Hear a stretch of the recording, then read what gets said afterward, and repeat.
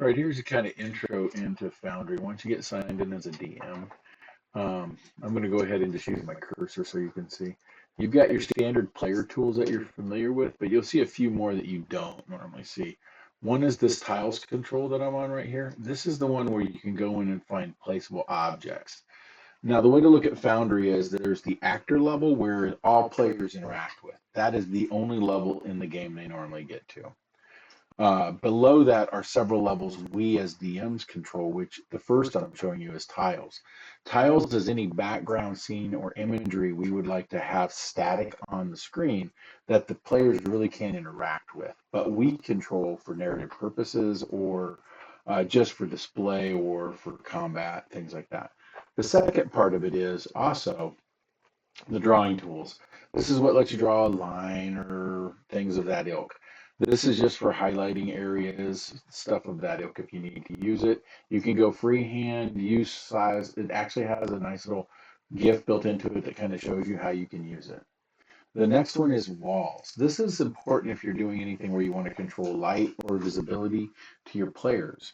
Now, the wall tool has several different options to it. One is kind of like terrain walls. The other is just standard like building walls. The others can be walls that you can see through that have some type of visibility limitation. Those are walls to where people can see through them or move through them.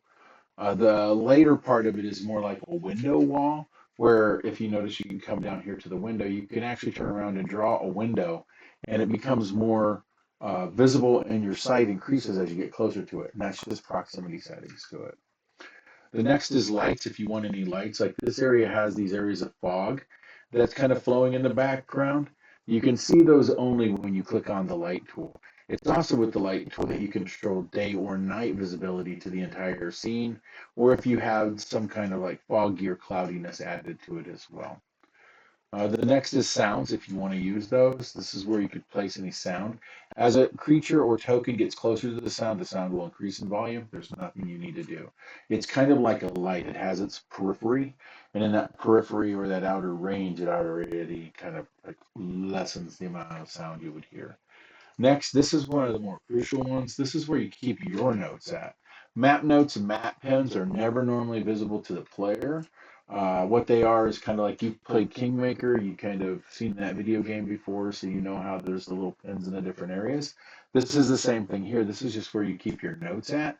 You can also insert links for effects and things like that so that if players enter into an area, you can quickly just drag the effect out of your journal and drop it onto their token, and then those conditions begin affecting them. So if you needed them to be exhausted because they're in an area that drains energy, you could actually create your own little notebook and have this area exhausted and then just drag it over and literally drop it on the character and they're affected.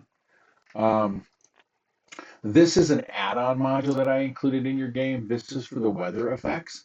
These are the things where you can turn around and have like clouds, stars. You can do things like fog, rain, stuff like that. The game itself doesn't have a lot of those features. It does, but the entire level's what affected. So it's a little different that way. Lastly, if there's any reason you would want to need or want to do it, this is also where you could play some different effects for like special effects like explosions, or say you want to do a ray effect because of a trap going off, things of that ilk. It has its own database. I did include this database with your game so that you could just turn around and see it. And if you ever want to know what they are, it would show you what that actual effect is, and then you could just use that effect anytime you wanted to by dragging it out and putting it somewhere, and it would actually do the effect. That's primarily the new tools on the left-hand side. On the right-hand side, you will see a new thing called Scenes. So you're probably used to seeing your chat, your combat, then it goes into your actors. Scenes is where you're going to control every level in the game.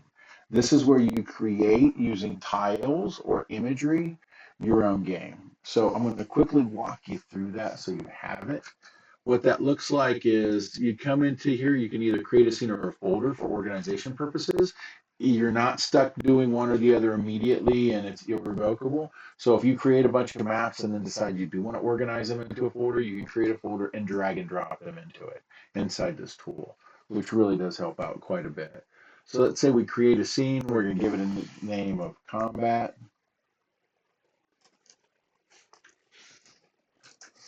Now you've created the scene. It's going to ask you if you want a background image.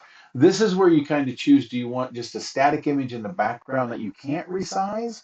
Or do you want to just leave it blank and you can drag out it? There's a couple different schools of thought on this, and I'll explain them to you very quickly. A background image is immutable. Once you use a background image, it's there until you change it out with another background image or delete the actual file path to it. I prefer not to do that. Let me show you why. So I created it. Now we go to it. You can view it by right-clicking on it. You'll notice it's just a blank template. If I come down here to my actual tiles that I showed you earlier, you'll see that you can come out here. Now, I've navigated to one of my maps. There's two different directory structures here. And in this directory, I'm actually just going to drag the map out here onto the screen and see how it fits. Now, in this scenario, I can keep the integrity of the image, whereas if I chose to do this before with just a tile, it would automatically only show me the tiled area or truncate any of the excess images due to the way due to the quality of pixels on it. Since you're kind of familiar with programming, I think you get that, because if you look at the configure on a level, you can see how many pixels it's actually got by the grid size. So you can see the scene dimensions here. So if I wanted to make this a little bigger, let's say I wanted to make this 8,000 by 4,000, or 6,000, which means it's harder to render on other people's computers if they're slower, because always remember this is resolution. See, now this image is quite larger, and if I wanted this scene to have more, say, gravitas to it, this image would skew out and stretch really bad. Might not actually look well at all. But if I go back into my tiles, I can drag this up, line it up. Now you might say, well, why are you doing that with tiles? Well, there's a benefit to using tiles. Let's say I drag out a tree out here too, and a dead tree. With tiles, you can actually turn around and highlight the tile, and I'll zoom in for this, you can actually make them invisible. That way you can stage images already on your scene. You'll see them as a ghost. Players will see zero. It'll be absolutely invisible to them. So that you can come back in and click on it and boom, that appears. It also, by using tiles, lets you go into the actual double clicking on it. You can say if it's an overhead, like is it a roof? And that's what happens when players walk underneath, say, a tree or a roof, and it vanishes, and they can still see their tokens. That's how all of that is controlled, just by doing the directorial work of setting up the scene you want to use for the players to be immersed in your environment.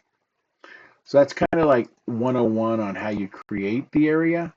Coming back over here, we don't have any players really in this battle map we've created. So let's we'll do that in just a second. The last thing I want to do before I leave the scenes area is say starting point. You go into the configure of a scene. Down here, you'll see some coordinates on the basic tab. That basic tab is where will the players initially start and see. So like if you're saying they're coming into the map over on this corner, you just scroll down to that corner and then click this little button here, and it puts in the coordinates. Now, every time the game loads, it loads specifically in this area. That's how you kind of set where players look at, and they don't have to go searching for their characters too. Lastly, we can turn around and we're going to do create a character. I'm just going to do a simple creation of an actor. You can see as a DM, you have your character, non-player character, vehicle, haunt, trap, and basic. We'll just do basic NPC. We'll go NPC1. The NPC sheet's sometimes a little different. The reason it's different is because it doesn't need all the clutter a player character has. You can still use player character tokens. There's no big deal there. Built into the system is the ability for you to choose whatever images you want. Like, see, we're still in that tile area. So let's say I wanted to use that creature. I just select it, and now that's the image I'll have. The prototype tokens, you also have to check those as well, because tokens don't always inherit in Pathfinder 1e. They don't inherit the imagery you create for the token originally. So that's one of the downfalls of the older system. So let's say we got the monster here. We can go ahead and zoom in and see how small he is on this massive map. So, and there you go. Since he has no vision, he can't see. If you come into the character's icon, you can see they got vision. You can then give him a radius that he can see. And there you go. Now, whenever you click on that token, you'll only see his radius. So that's how you validate visibility to the other characters and stuff like that. That's kind of just setting up a map and setting up actors 101. When we sit down and talk, I'll talk to you about another thing that's included in here, and that is stat block converter. So let's say I go out here and I'll go PF1e and I'll go dragon. So it's going to turn around and take me out to the SRD. One of the tools that I have is built into here is something called stat block converter. So let's say you go down to a Dracolisk and you want to import that into the game. You grab the Dracolisk, you just highlight everything that's up on this text, and then you copy it. And then you come back over here, and at the bottom of your actors, you'll see stat block converter. Here you can just paste in all that, and it'll basically go about building you and tell you if there's any errors in the build of creating the creature. There's no errors whatsoever. You go ahead and import it. Now what you need to do is just give it an image, because here it's created the basilisk, its claw attack, its bite attacks. It'll even include its features, any of the abilities that it has. So this just imports all that, including all of its stats. If there's any skill ranks it has in anything, it'll automatically include those as well. In the note sections, it gives you the original cut that you saw from StatBlock Converter. The reason this is important is the beastry inside of Pathfinder 1E has not been maintained by any of the developers for over 3 years. Some of the monsters are broken. Some of the monsters can break your game. So my recommendation is just go out to the web, grab the latest stats, the creature that you want to use, and start creating your own beastry this way. And then what you'll do is in your actors, like for the stat block at Converter, you might just use it as your one beastry tool if you want, or you can create something else underneath it, like, okay, I'm going to have dragons, humanoids, whatever, blah, blah, blah. Next thing to talk to you about that you don't normally see as a player is roll tables. Roll tables are where you want to set up anything random. You can set those up like I did for, did you guys find the gauntlets? Did you find helmets when you were going through Emotep? So music's where you set out any of your musical things that you would like to do for background ambiance. Then you're going to come to your compendiums. I've included a lot of compendiums here. These beastries that I've included here actually work. Just don't use the beastry button at the bottom. It opens up this type of browser, which it's hit or miss if these are going to work. I'm just going to lay that out there. The individual beastry books are leveled by their CR. So if you go into CR tool, you'll find primarily things that are a CR2 creature. Okay.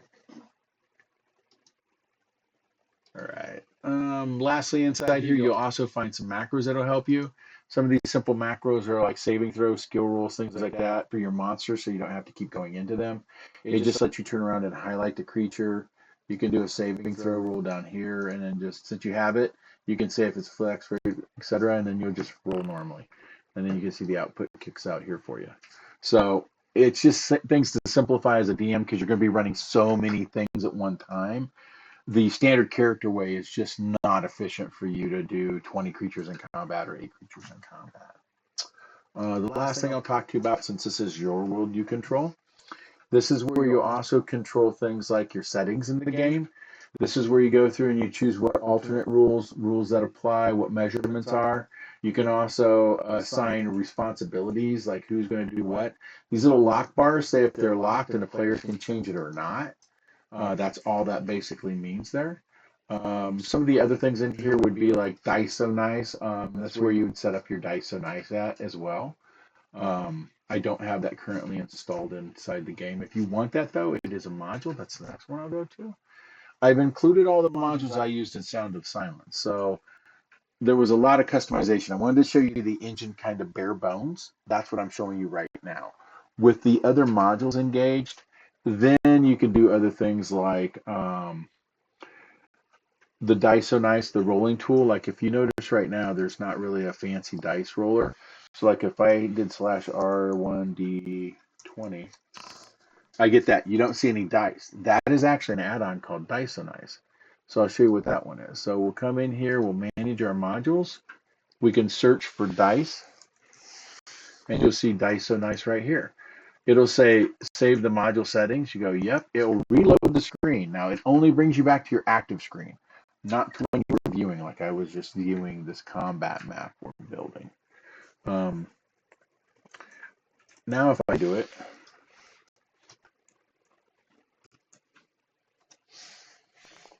I got a dice. There you go. That's what these modules add into the game. So, and at that, I'm going to stop because it's getting close to our time to talk. I just wanted to create this little beginning view of it. Lastly, in that modules management, before I leave, I actually installed an add-on that allows you to export all the modules you have created. It'll save it locally on your computer as this package list.json in whatever directory you would like it to be saved in. What that allows is if you ever load up a module and it has a problem, you can restart your game back in a save mode, which is no modules turned on, and you can reload to where your last good running design was at. Otherwise, you'd have to remember all of the modules or keep a list of them. And as you can see, I have 156 installed. Currently, you have active in this game alone, these 24. Okay? Alrighty, stop recording now.